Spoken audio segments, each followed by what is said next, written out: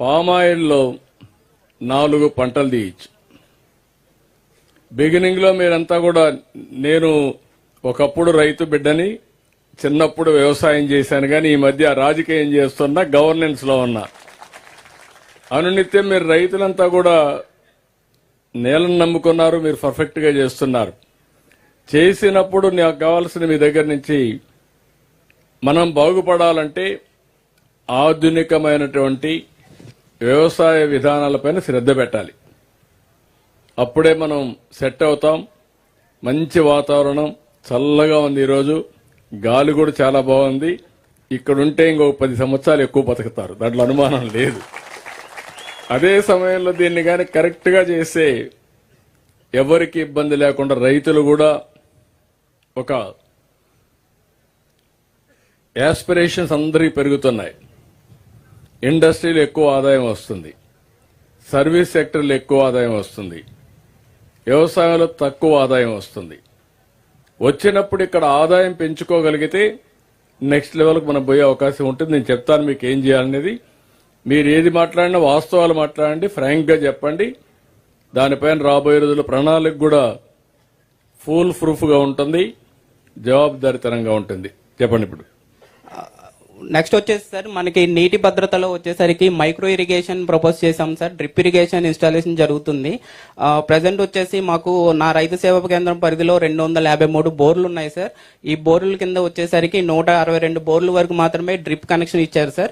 మిగతాది 91 బోర్లకు కూడా ఇప్పుడు ఈ వారం రోజుల్లో మేము యాక్షన్ ప్లాన్ తయారు చేసుకుని ఆల్రెడీ 25% వరకు అన్ని రిజిస్ట్రేషన్లు చేశాం సార్.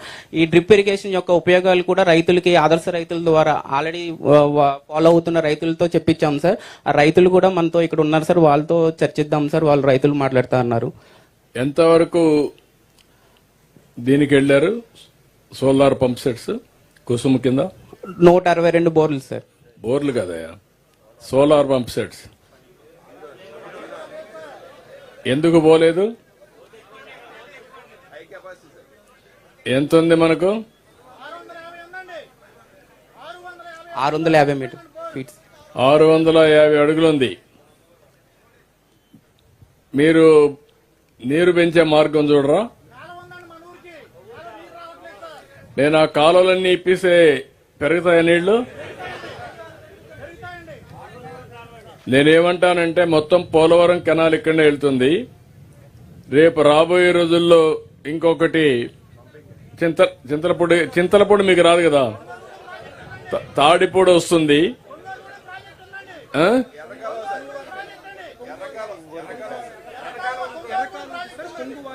కొంగువారిగూడెం అదెంతది?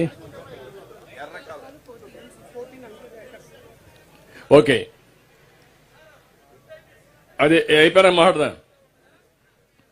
మాట్లాడదాం. మీరు మౌలిక సమస్యలన్నీ కూడా ఒకసారి అర్థమైతే ఈ మీటింగ్ లో ఏం చేయాలని ప్రణాళిక చేసి నాకు ఒక ఐడియా వస్తుంది. ముందు మేము వచ్చిన దాన్ని జనరల్ గా మాట్లాడుకొని డీటెయిల్స్ అన్ని చేయాలని చేద్దాం. ఓకే, కరియా. కోకోనట్ లో వచ్చేసరికి